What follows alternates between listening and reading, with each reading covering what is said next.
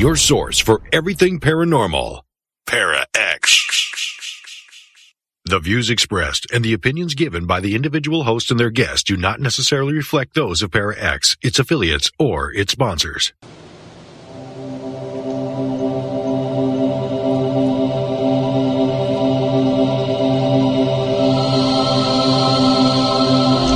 Merry meet and merry part, bright the cheeks and warm the heart. For tread the circle thrice about, to keep unwelcome spirits out. Bide within the law you must, in perfect love and perfect trust. Mind the threefold laws you should, 3 times bad and 3 times good. These 8 words the read fulfill, and ye harm none, do what ye will.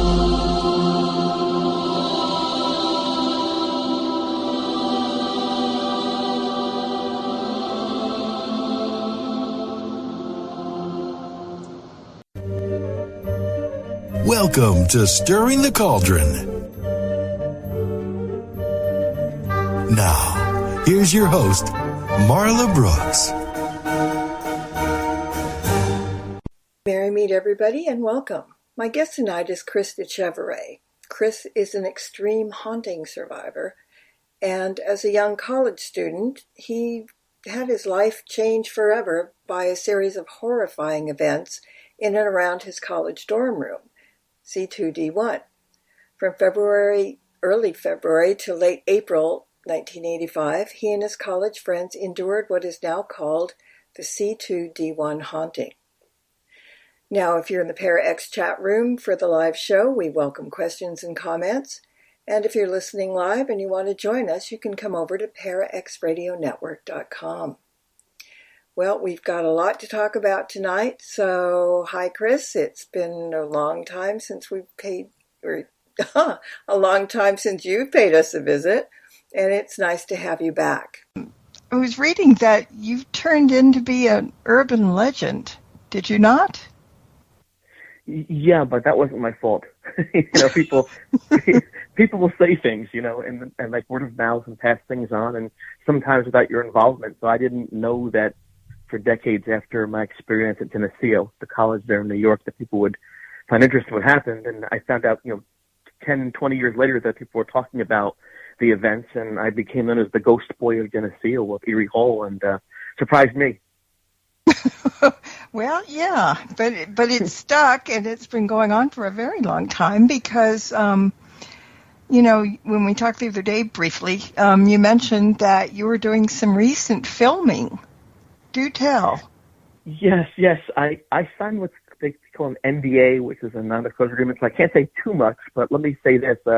I'm very honored. I got a phone call last February from a production company based out of London, the UK, and they were working on a mini-series concept about my experience, the haunting in Geneseo, and we just finished filming about a month ago, and it's going to be on the world's largest streaming network. I can't use the words, but okay. Yeah, there's a couple come to mind. Okay. Yeah. Yes. Mm-hmm. But I think people, when I say that, pretty much know what that is. I really can't say. For example, I could never say Netflix on air, for example. No, of course not. Yeah. No, if that was the case, I couldn't say that, obviously. Yeah, I know. It's just have to think about things really hard. But of course, you're going to always tell everybody when it's coming out, so we're good. Yes. And there's Hulu and there's Paramount Plus and all the other things out there too, so it could be any of those things. But I'm honored that people would think that Hollywood can make a miniseries about this. I know. And I mean, it sticks. And somebody in the chat room said, you are an urban legend, Chris. Just so you know. I probably lose some money. I'll see if I can get that back to them. That would help, wouldn't it? Yes. I know. All urban legends should be, they should be rich by now. And most of them are not. But well, you know why? Because people don't actually control their own reputation sometimes. I mean, if someone is an artist back in the 1700s, their reputation sometimes develops after they're long since passed. And so usually we want to be part of our own legacy.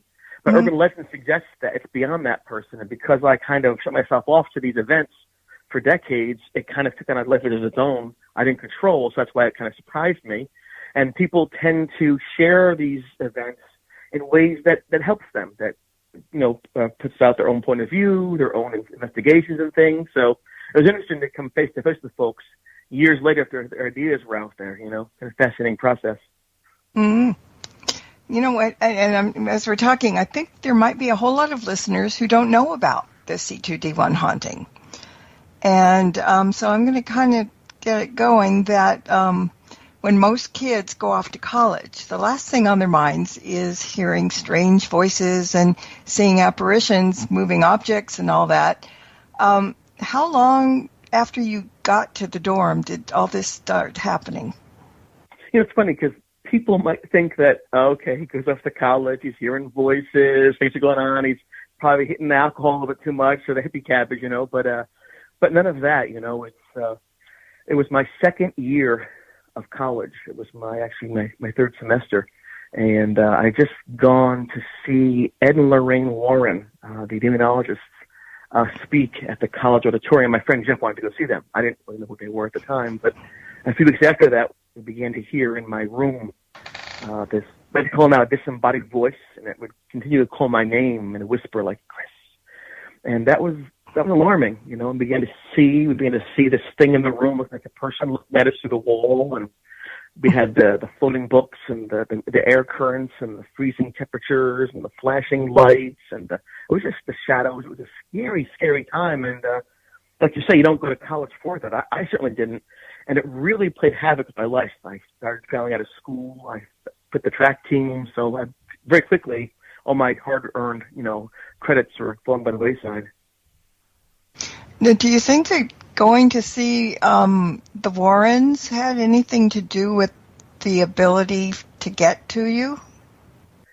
I wondered about that all during this time period because that was the one change, right? I didn't have any interest in ghosts or spirits or things like that. And then when I went to the Warren Symposium, it was an excellent event. I mean, it was very entertaining. They had these EVPs they played. They had these old-fashioned black and white slides of famous hauntings and images, but I didn't really necessarily buy into it. Lorraine kept on saying, like attracts like.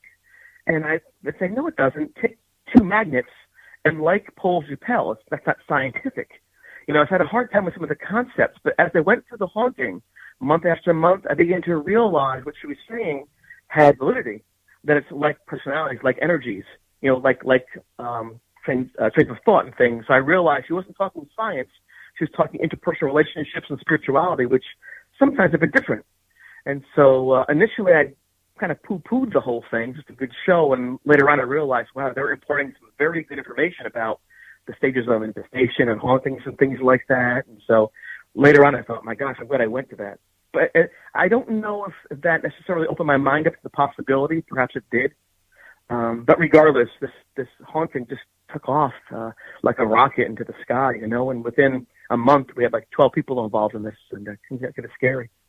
Well, yeah, and see, that's the thing. I mean, there were a whole bunch of people that are getting seeing the same things and everything, but you were kind of singled out in a sense. And how many times did you ever ask yourself, why me?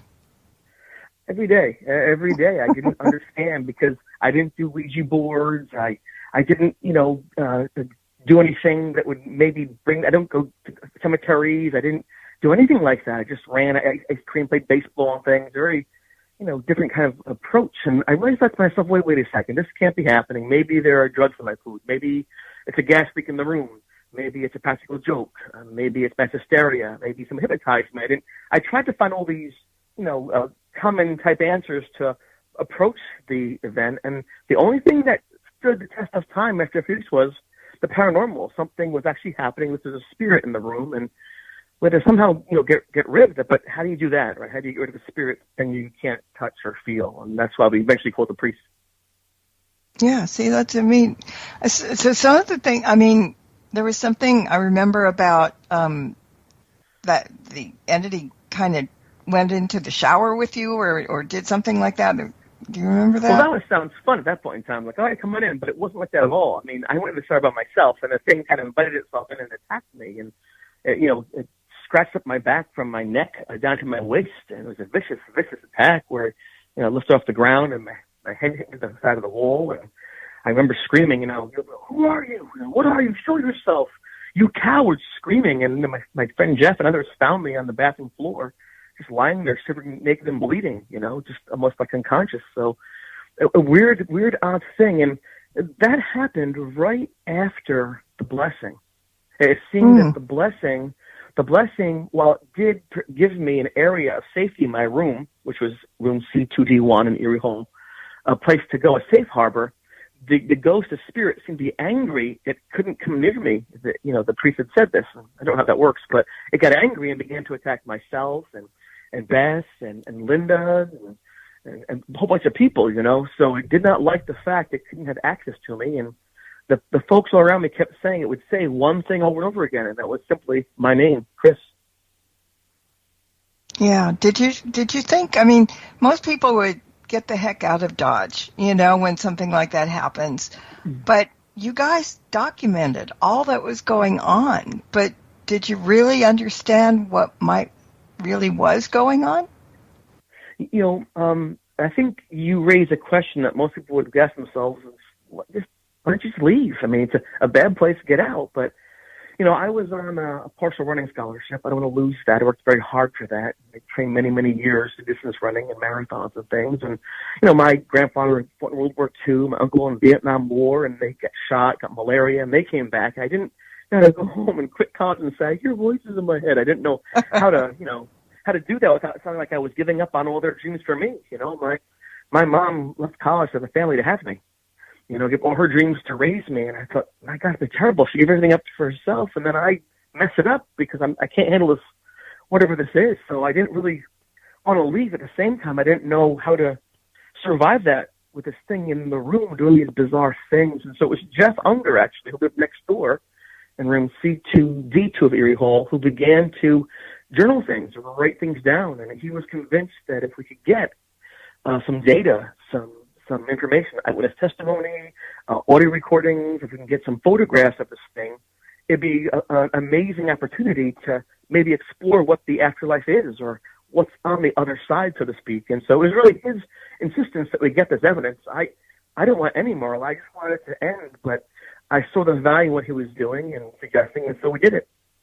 Well, yeah, that part's good, but then also, so this is happening, and there's a dozen of you getting affected by this. Did you tell the school authorities that something very unusual was going on in the dorm? Or, I would think that they would think that if something like that was going on and they saw something firsthand, they would get everybody out of the dorm, just put you somewhere else.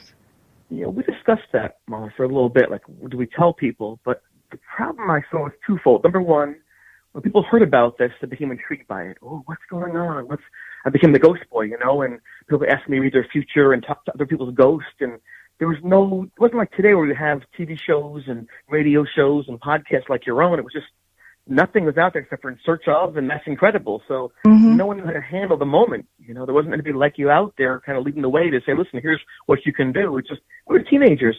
And so that was one thing against it. I couldn't control the talking around me. And the second thing was, I didn't know myself exactly what it was or how dangerous it was. And if I leave my room and someone goes into that room, they get hurt, I'll never forgive myself. That's not a good thing to do. So Jeff and I and the rest of us figured, well, let's see if we can figure it out and hopefully survive the ordeal. And that's basically what we did. And I think now that I'm older, I would have left. Put me back, just get the heck out. But at that point in time, I didn't have life experience like I do now.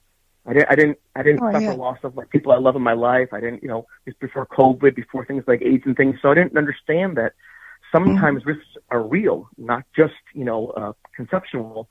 And so because of that naivete, I suppose, and my friends supporting me, I stayed. Yeah, I just thought maybe, it would be reported to, I guess I've never been to college, but you have have somebody there that you could have talked to. I wish that was the case. When we would scream and yell, we got written up. Quiet down. They assumed it was a party or we were drinking or something like that. So we were in a no-weird scenario. And Jeff's mom had gone to college, the same dorm, and if he got thrown out, forget it. So we were both under the gun to kind of basically just kind of keep it down low and just kind of solve it. But we did ask for help from the director of the psychology department, Dr. Lawrence Cashler, and the Interfaith Center minister, Father Charles Manning, and my father did come up. So adults were involved in this. It's just, we did it like kind of on the slide, just kind of on the low. And because every time more evidence came out, more people got involved, it became hysterical. I mean, people would just talk nonstop about it, and it was, above what I can control or understand. Yeah, and as you said, it was a time when they didn't have shows on TV that could, give you an inkling of whatever, so that must have been really frustrating. People sometimes knock some of their shows saying, well, it's entertainment, well, it's staged, it's not. But I have to say this. With those shows, people knock them sometimes due to locations and terminology and techniques, right, and skills. And so there are some very positive things to the shows that you do see out there. And one of the reasons they've lasted so long is people like to watch them. Mm-hmm. Were any of you really religious and thought maybe the devil was after you or something? Well, I went to church with my family every weekend, every Sunday since I was a small child, maybe 6 or 7. Mm-hmm. And I liked going to church because the church I went to had these stained glass windows around the whole church in a big circle. And the light would come in, and you'd see like purples and greens and blues. It's a beautiful experience for these people like to come in and just color all the parishioners different, like beautiful colors of the rainbow. So I love that part of it. And, I did go to church. I did go to church also when I was at college. And so I knew about the concepts of good and evil and sinners and saints and things.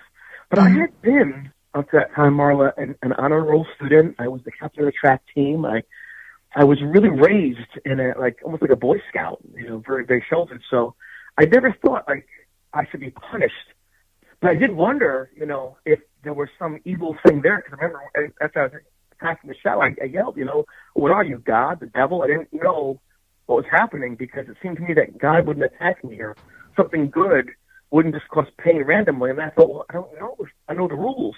I mean, because life is random, right? People, people get cancer, people get car accidents. I mean, life isn't the way it's always supposed to be, at least to, a 9-year-old mindset. So I began to question, is there order to life? Are there rules to life? And it's tough when you're fearing for your life and wondering at the same time, do I understand anything at all? Mm-hmm.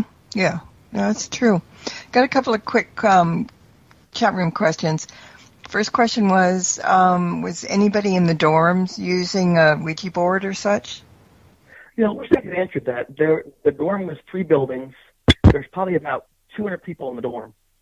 So it's possible that in that dorm room with 200 people, in dorm hall rather, there could have been some using Ouija boards and the such. But the problem I had was that it wasn't calling them if they're using it, and not in their place. It was for some reason in my room calling me. So I don't know if it's possible to summon something and then it goes to somebody else. I guess that's a possibility. Maybe that could happen. So I can tell you that my friends and I did nothing like that at all. The only thing we did that was remotely paranormal was we tried to see auras. We just read a book in the library about it. If you take a white wine bottle and you soak off the label, and then you put a black paper behind you with light above your head, and you look at the bottle, you might see an aura. Some kind of thing in the book somewhere. We did like a little aura type of reading thing if we could do that. But that's the only thing we did that was remotely paranormal or in that realm. So, no, but I mean, who's to say what they're doing around me, right? You don't always know that sometimes it's happening. So, well, that's it.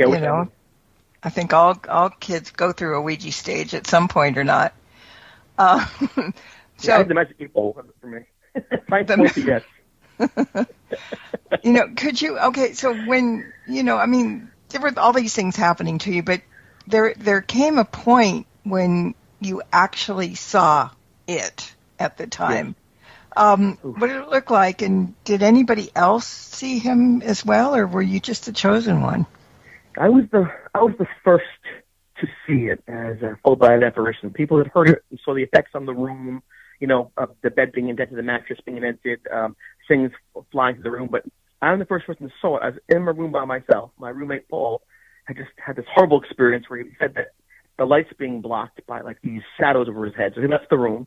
And I was having a little box of candy because I was trying to calm my nerves. And out of the corner of my eye, peripheral vision, I saw someone standing over my shoulder. And I knew that wasn't possible because I'm on the 2nd floor. It's February. The window's closed and locked. The door's in front of me. And I tried not to think and try to disbelieve, as I say, and I started to count 1001, 1000. I got 7. I turned, and there I saw this person. It looked to me in that moment like a young man, a little older than me. I was 19, maybe this thing was 22, 23. It looked like the head was tilted as the neck was snapped, which kind of odd. The mouth was open a bit. The eyes looked like almost like jet eyes. And the scariest part for me, even beyond that, was the fact that the bottom of this person, below their torso, was actually in the stereo. Paul's had a big stereo back in the days. In the 80s, everything was big, the big headsets, everything, right? And the thing was actually like standing in a stereo, so I could only see like the waist above. I thought, that's impossible. Nothing can be in. I think almost like Wanda from it was a vision of WandaVision, that kind of thing. And that's what it looked like. And I couldn't believe I was seeing it. And then it moved toward me, and I screamed. I threw the candy in the air. I ran down the hall and saying, "Help! Oh my God!" And that's the first time I actually saw the thing. And to tell you the truth, I was more scared that I might be losing my mind than what I saw. Because if you lose your mind, how do you know discern reality from fantasy? And that to me was a scary thing. I'd seen before big marathon races or big state tests in college, people lose their mind. It's overcome with exhaustion or fear or nerves, and they kind of collapse. And I had never panicked in my life. And because I panicked, I thought to myself, maybe that something broke me. I'm broken now. And they found me on the floor, just like a baby, like a fetal position, rocking back and forth. And what happened to you? I said, I saw a ghost. I panicked. So very strange. And it's weird. I mean, because I'm not going to give away a whole bunch of stuff, but this was not a demon. I mean, and so what you saw though was not a human face or whatever exactly. I mean, that kind of creeped me out. Yeah, there were times when the thing would appear mutilated, with the eyes gouged out, and the intestines falling out, and the fingernails distracted, just horrible things. And I think, wow, what would do that? Why is it being so evil? I would taught me that way just to get a reaction.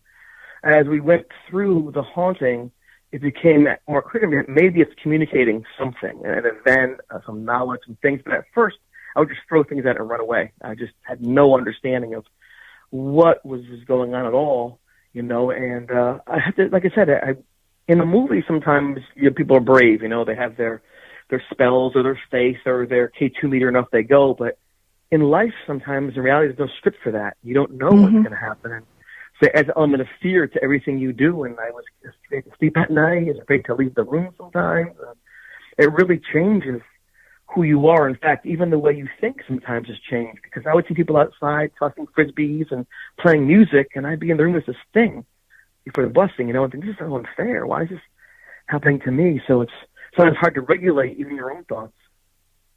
Yeah, well, the thing that creeped me out about it was that I've always thought that when spirits come to visit us, they're in their human form. I mean, sometimes they change age differences and stuff, so we could recognize them. Like if your grandmother came as a 20-year-old, you might not recognize her. But for this entity at the time to be able to do all that grotesque and ugly stuff, I mean, it sounds like a TV show where the ghost has a dream and boom, it can make him turn himself into whatever he wants. It was weird. I mean, I have no question during the haunting, especially the first 2 months, it was trying to get me, control me, own me in a sense. It wanted my legs to run with. It would touch my feet at night when I'm sleeping. I had to pull away. It would just strange things. As an athlete, you take showers with all your teammates all the time, so being naked is not a big deal. Mm-hmm. But in the room, though, I didn't like being naked because the way it would look didn't feel right. It's almost like if you're on a subway or on a bus, something like that, and you think someone's watching you, and you turn back your head, and they are. It's like, whoa, how'd you know that? It's just the way it would look at me and call my name, it didn't feel healthy. It felt almost like wrong or different, And so I was very uncomfortable with the way in which it was interacting with me. It just doesn't follow any other kind of haunting in a sense, I mean. Yeah. Of course, I wouldn't know that. I had no idea about any haunting. Well, no, yeah. Hindsight, 20/20 hindsight. Yeah. Yes, I mean, yeah. it just makes no sense, and yet it happened. It's just kind of one of those. I wish you were there with me at the time, but that's not the case. So, but it would have been great if you had been there, because I would have known a lot more than I do now. Well, I wouldn't wish it on you. Just saying. Yeah, well, that would work. I don't know how long I would stay there if I saw somebody like that too, but so far on investigations, I haven't run, so that's all right. Yeah, I'm not quite yellow down the streak. But considering what you saw, maybe I would have just said, sayonara, I'm out of here or something. Right. Exit stage left. When the other people in the dorm saw him, I'll call you guys I was going to say the dirty dozen, but did they see him as human or creepy either? Interesting. Jeff, who would replace my rate, Paul would actually leave. Paul would leave during the haunting and not come back. He left, and that was the end of that. Jeff then moved in with me because I was too afraid to be myself in this haunted room, even if it was blessed, And Jeff claimed that he could see the effect of the thing in the room, my clothes being moved or things shaking in the room, temperatures dropping to freezing temperatures with the heat still on, sparkles of light energy and things like that. So he was able to, when the thing was by me, it's by my shoulder, he put his hand and he feel the change in temperature. So Jeff didn't see it, but he understood the effect on the environment around me. And when I took the picture of the ghost, then he realized, oh my gosh, I pointed, I said, there's the ghost, and I took the picture. Then when the picture came out, back in the old days, he had developed that, right, the whole cameras. And then right at the point, there was the skeleton of the ghost right there. He's like, oh my God, that's where you pointed. So he had no doubt. Linda claimed that the thing would hold her down in her bed and she couldn't move. And there were times you'd go over there and she'd be talking to us, wide awake, and she could not move. We'd have to bargain with things, saying, listen, you don't want her, you want me. Please leave her alone. If you leave her alone, I'll talk to you, I promise, soon, just not yet. Beth claimed it was bothering her, and we found her on the ground, knocked unconscious. We found her room destroyed.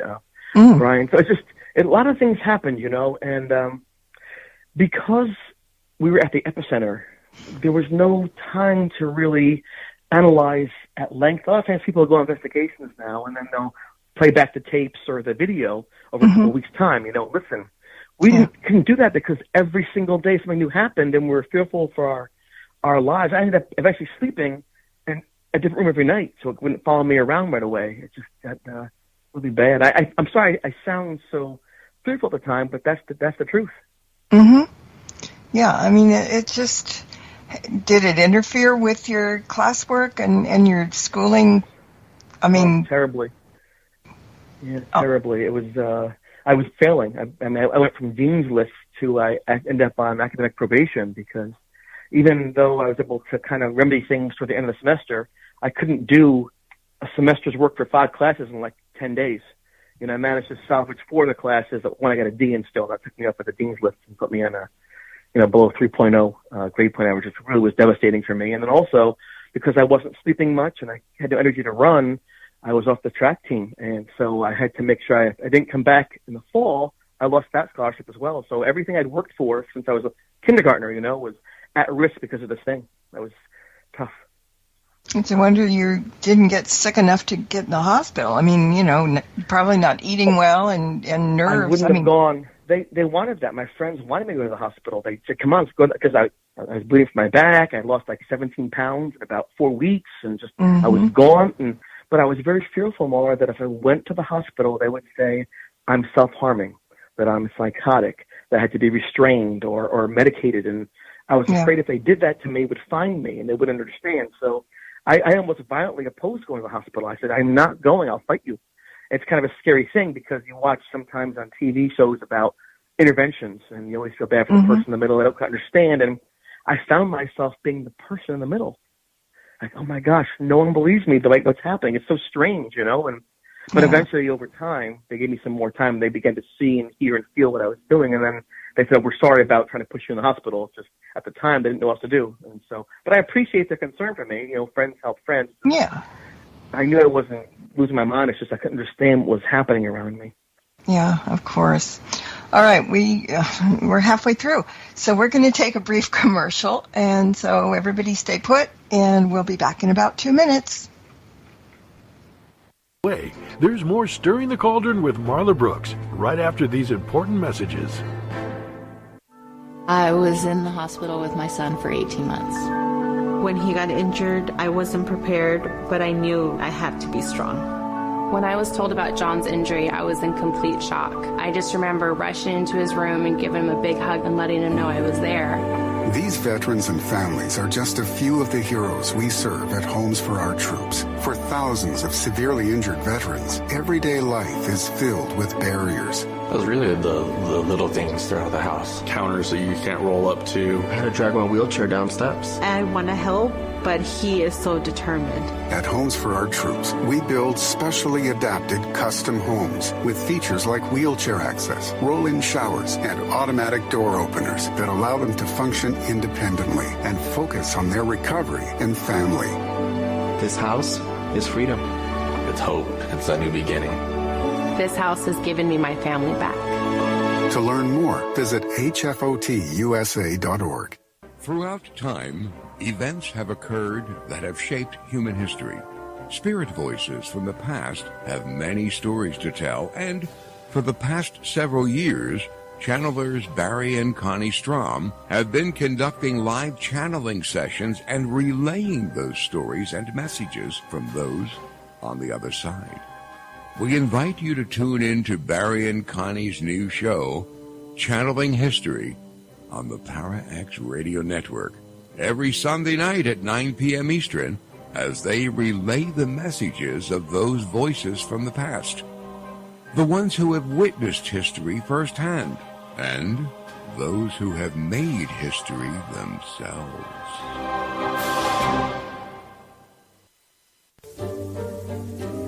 Hey everyone, it's Marla. If you like tonight's episode of Stirring the Cauldron and the archive podcast as well, take a look at the show's YouTube channel and check out the dozens of shows that are there just waiting to be heard. New shows are added each week, and while you're there, why not subscribe? It's free. And if you click on that tiny little bell icon at the top of the page, you'll be notified when new shows are available. Just go to youtube.com and then type in Stirring the Cauldron ParaX and the link will appear. Just like magic.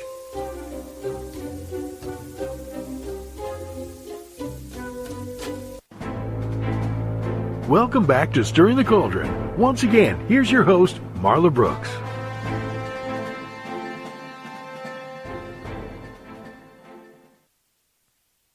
And my guest tonight is Chris DiCesare, and we are talking about Erie Hall and the it's more than a haunting, I swear. It's just a terrible haunting.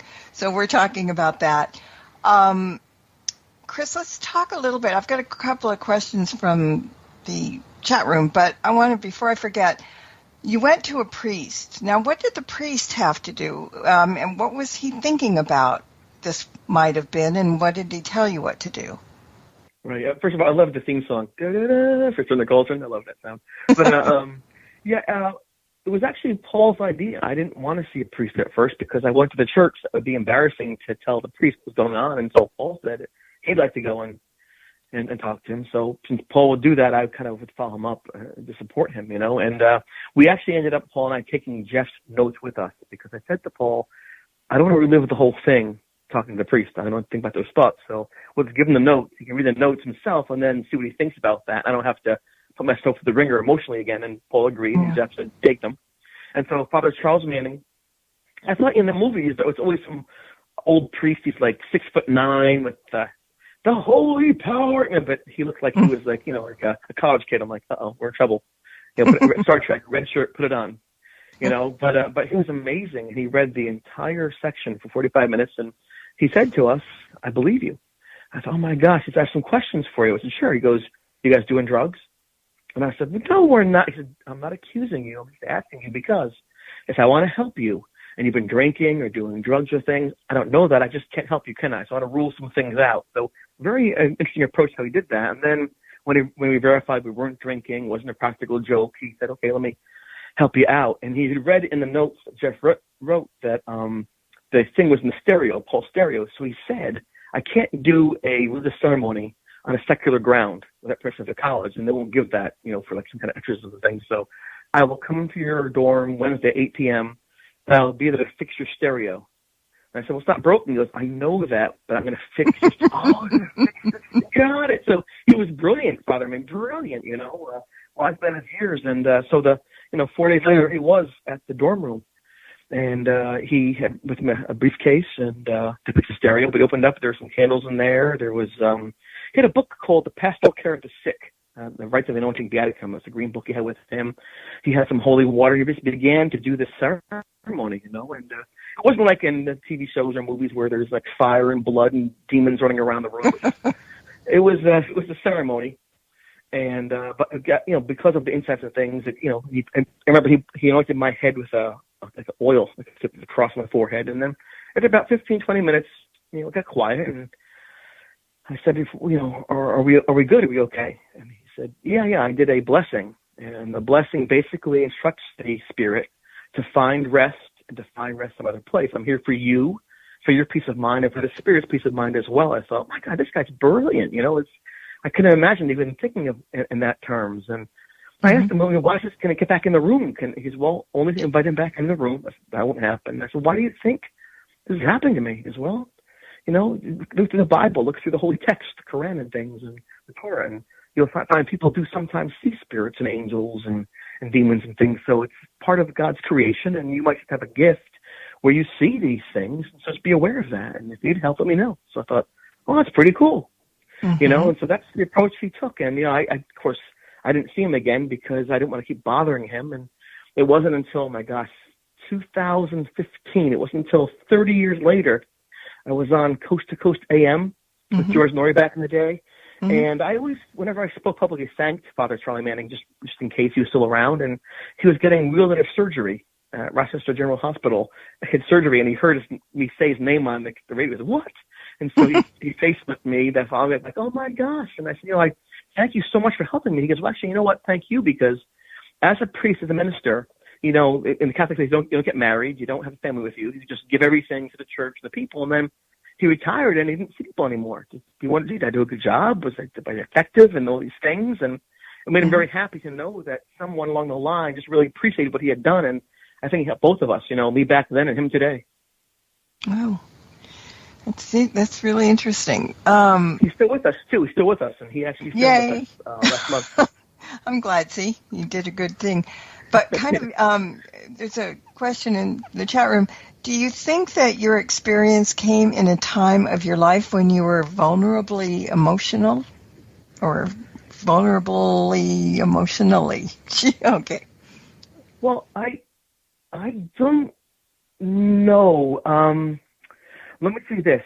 At the time when the thing, the spirit, the ghost, the demon, whatever it was, came into my life, I was a nationally ranked runner. I was a Dean's List student. I was healthy. I was happy. I was popular. My life at that point in time was about the best it had ever been. And so could there have been hidden stresses? I'm sure. But it just seems odd at the time that I probably couldn't have been happier until it showed up. And then it was devastating.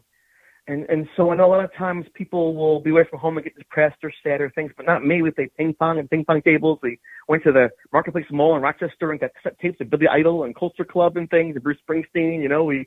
I was living large. I had all these friends around me, guys and girls. So I don't think I was particularly sensitive or in a bad place, which makes it even more odd, right? That you'd be at the top of your game and then suddenly one external thing, one thing can change everything in your life, like dominoes, down it goes. And it taught me a lesson, just never get too confident. Be proud, be thoughtful, be positive, but never think you're beyond being hurt. You're never beyond, being touched, because no one is. We're mammals or organisms, and we have limits and things. So it taught me at an early age not to be, because when you're a teenager, you're invincible, right? You know everything. Be quiet, Mom and Dad. I know everything. Yeah, I can't be hurt by this. Forget it. Right. Bulletproof. And you realize, I realized in that moment, lying on that floor, oh my gosh, I know less than I thought, and I probably know almost nothing compared to what's out there. So it was very humbling for me and good for me, because now I'm a teacher of special education with students who have disabilities and tough pasts and dyslexia and things, and so it really allows me to put myself in their shoes to say, okay, what's it feel like to be them? how do I help them be proud of themselves and move beyond their challenges? Yeah.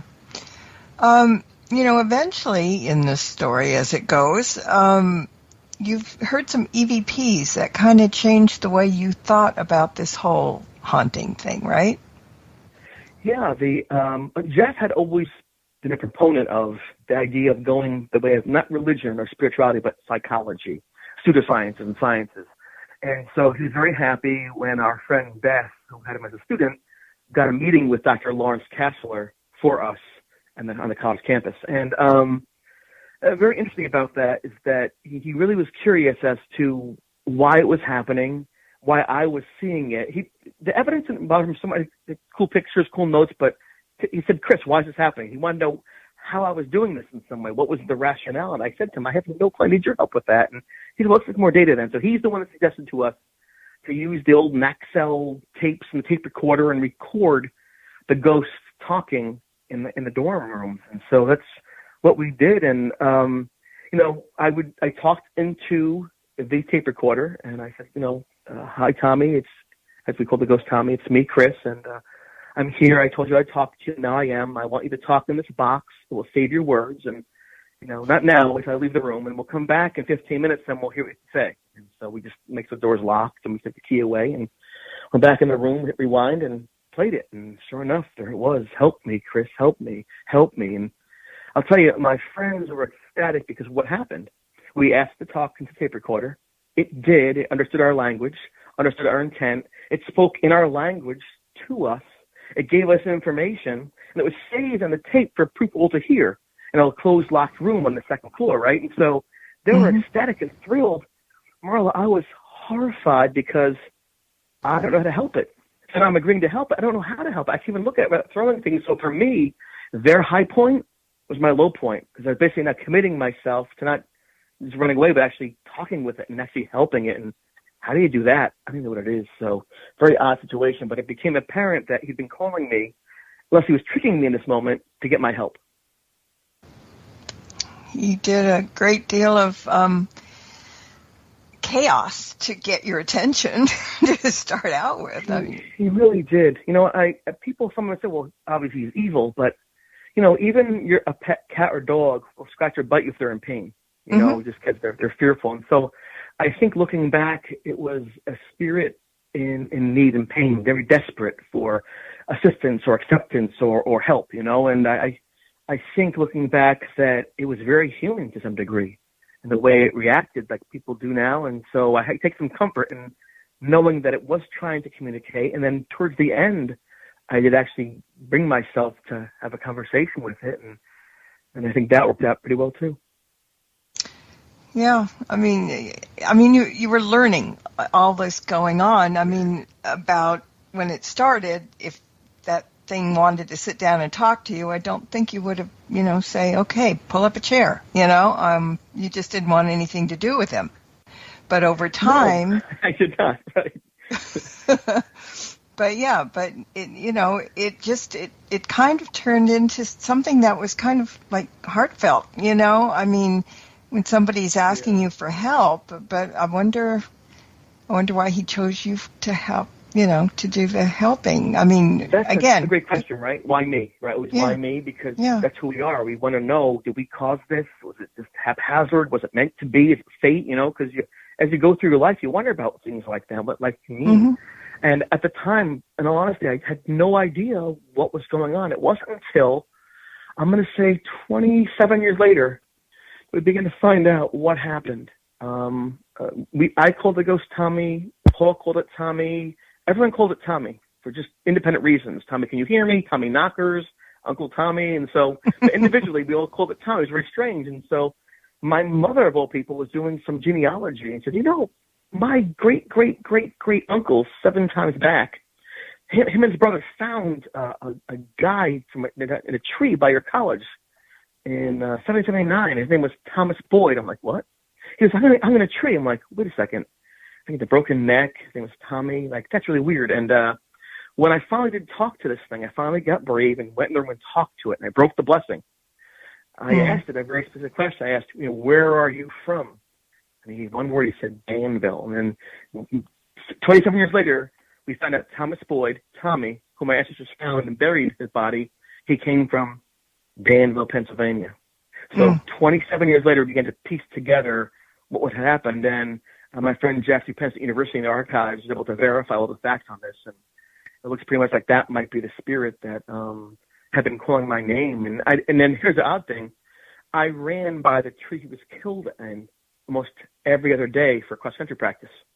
So it's very possible I could have picked him up on the way home, basically, I'm like, who's this person? He might have recognized my ancestry or something about me, and just come home that way. Because Jeff always figured that might be part of the case. And I really do think that going to the Warren Symposium, looking back, was essential for me because they taught me so many things about what to do in a crisis and how to understand the terminology and all these things. And so ironically, I didn't want to go to see the Warrens. I thought it was kind of silly. In the end, it really helped me a lot. So you never quite know until you experience something how it will affect you. Did he kill himself or did somebody hang him? He was killed. He was tortured and mutilated. Like he had his eyes cut out. Just like he showed me in the window of that room. That masked all the wounds. And so what he was doing was saying, this is who I really am. But I thought, why is he doing this to me? Why is he showing me this? He's trying to torment me. He's evil. But he wasn't evil. He was showing me who he was. Like, please help me. But again, it's not a movie. It's not a book. I didn't understand. I'm a teenager. I'm trying to survive and get away from this. And I didn't understand the clues he was giving to me. But thankfully, I think that the human heart is a very powerful thing. I think the human spirit is a very powerful thing. And toward the end of that semester, as I mentioned to you, I was encouraged by Craig Norris, another friend of mine in college, to go and break the blessing and talk to that thing, Tommy, in my room.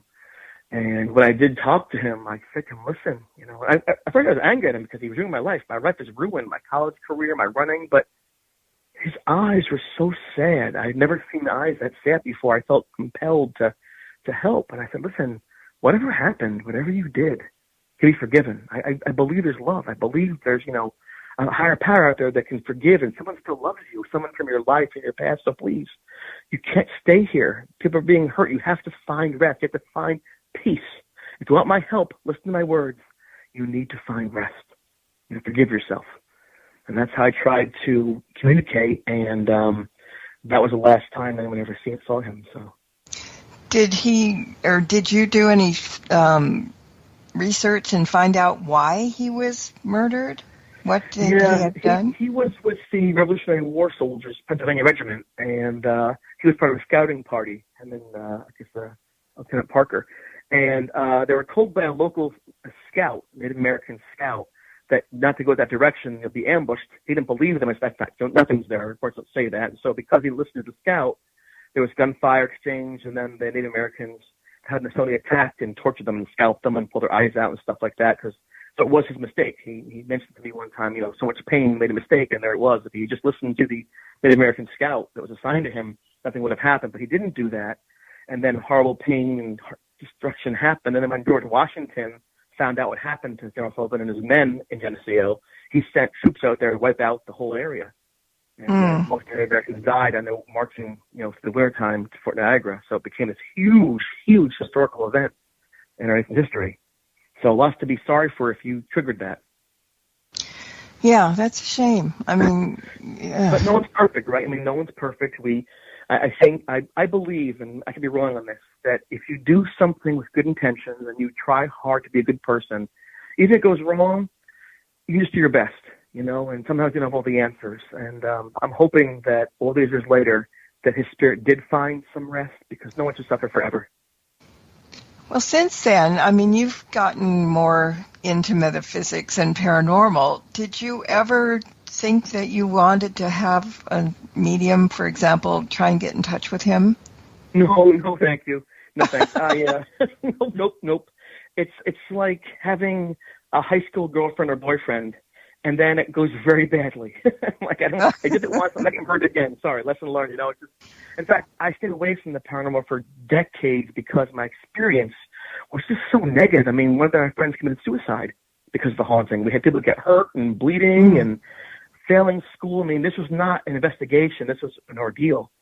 And so if you have a boyfriend or girlfriend in high school and you're physically attacked, he steals your money, he ruins your name, it's like, I'm done. I'm going to be single for the rest of my life. And so for me, I just said, this is not for me. But sometimes we overreact. It's natural. And then time will just heal you, and you begin to realize, what did that mean? I wonder why that happened. Did I do the right thing? And what are the answers? So as I get a little older and had my family and got into a career, I started thinking back about those days and thinking, well, this is kind of interesting, because what is the afterlife then? What is spirituality? What's out there? And so I find myself now in a place where I'm much more comfortable with the concepts and the ideas. I feel lucky in a way that I've seen things people look for every weekend, like their teams and things. I've seen people by apparitions. I've got pictures of them. I mean, it's a really rare thing. At the same time, I wish it never happened. Mm-hmm. Yeah, but you know what? Everything happens for a reason, right? I'm the one. Big reason. Yeah, I mean, it would be nice to find out what the reason is, and we all go through that. Now, why did we have to go through that? Well, you'll never know. I think you're part of the reason. I think because people like you, people who do the shows and write the books, find value in my experience.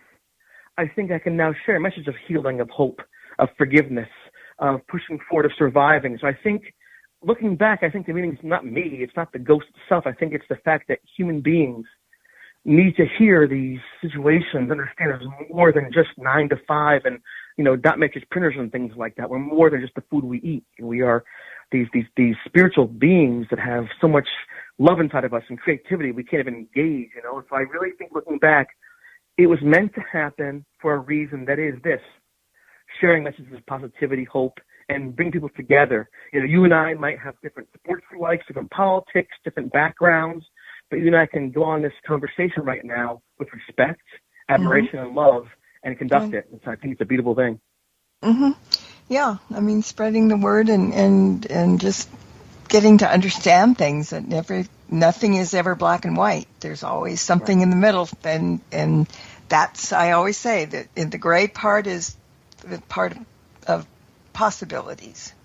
Yeah, it'd be easier if it's black and white, but it'd be boring and that'd be it. So the gray makes life worth living. Yeah, that would be terrible. I mean, just all the answers. Too late now. People that walk around with blinders on just don't get it. I mean, they're allowed to, right? It's a free country, but it's too bad. Yeah. Another question that came in the chat room earlier, and I forgot. I just found it again. She wanted to know, has there been any other activities there since you left the room? I left there on May the 12th, 1985. I didn't go back there again until July of 2000, and I believe 12 or something like that, or 11. So a long time later, I went back, and it was the first time that I spoke publicly about the haunting, because I was invited back to speak, and as part of the publicity with the Please Talk With Me motion picture that was directed by Mark Catria and produced by Bill Edwards. And so I was talking for the first time, basically on the stage of Lorraine Warren talks when I first saw them. So it's like a circular argument, like, what? Here I am now doing what they were doing. Very odd. But, I did ask some people, and from between 1985 and 2010 or so, or 12, only one person experienced something, but they went in there to provoke. They wanted to see if they could have the thing be angry and attack it and curse at it and things. And what ended up happening, they had a big fist fight, and then a girlfriend and boyfriend got a fight, and then they threw up and they left. So that's all I know, but that seems to be like a self-fulfilling, Like, yeah, really. Let's pull evil upon us. Dead choice. That's crazy. Well, I mean, time flies when we're talking about this stuff, a lot. But before we get booted off, I mean, tell everybody, there's a website, there's books, there's that movie. Where can people sit down and hear the whole story? First, an apology to you and your listeners and your viewers. This is on me, my fault. I didn't realize my new PC didn't have Skype attached to it, and I waited too long to see if it didn't work properly, and so this is on me. So I apologize. I got a haircut for this even, so right? But so I'm sorry to the folks out there. That's all right. No apologies. Go. It's on me. But if folks want to go to my Facebook page, which is Chris DiCesare, it's DiCesare, or go to Cedar Ventures, cedarventures.com. That's the place to watch. It's CITA Ventures, VENTURA, cedarventures.com. That's the place to go to order copies of the film, copies of the books, things like that. Right now, as I mentioned, the media blackout and the big stuff, but a new book is coming out soon. We'll have ads about that soon in relation to the big streaming service shows. And next year, you'll see it all over the place. The folks who made this miniseries made Vatican Girl, Race for the White House, Gold Rush, Most Hated Man on the Internet, West 599, Don't Blank with Cats, all those things. So this needs to be a top 10 production worldwide, and they'll be in 30 languages. So it's pretty exciting for me. You've got a lot going. Yeah. and you keep on going, and this is very belated, but congratulations to be a grandpa. Oh, thank you so much. Favorite thing, I'm going to be turning 4 in May. I love her so much. She is such a blessing, you know. Everything's wonderful to her. You know, you go for a walk and we forget sometimes to enjoy our world because we're used to it, but she sees the moon in the sky and goes to it, and here's a rooster, and she's at her age, her mind's like a sponge, and being around her helps me learn too and feel young again. So I really love being around her. It's also nice to know there is a legacy, so that I know when I kick off that she's going to be around someday. Carry on, my thinking to some degree. It's kind of cool. Yes, actually that. All right, we got to go. So I'm going to thank you. And, you know, it's been 10 years since you were on the show. Come back before the next 10 years because, you know, by then we'll be too senile to talk. When that show hits next year, just send a message and we'll go on. It'll be exciting, you know, talking about, the making of the stuff, what it means like, and the place I'm going to. I would love to be at this show next year. Call me. And we'll get it right. We'll get it done. And thank you to Ceiling Cat. Actually, see the website now. I've got my own website. That's pretty cool. Good. My website. We got good people. All right. Thank you. Thank you guys for listening in. And until next time, everybody, blessed be and merry meet again. Good night. This has been another edition of Stirring the Cauldron with Marla Brooks. Be sure to tune in next week at the same time for another great guest and more fun. Any rebroadcast or other use of this program without permission is strictly prohibited. Copyright 2009. You have been listening to the Para X Radio Network.